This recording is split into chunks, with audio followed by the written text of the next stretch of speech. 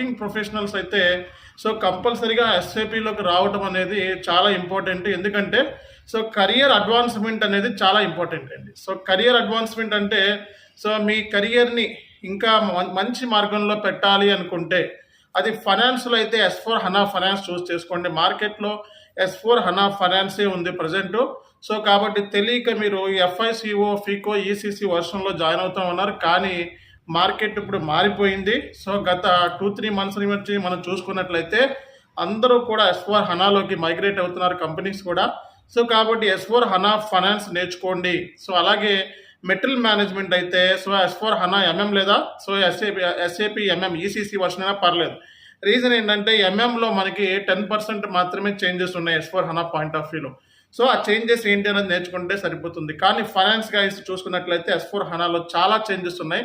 కాబట్టి S/4HANA finance నేర్చుకోవడం అనేది చాలా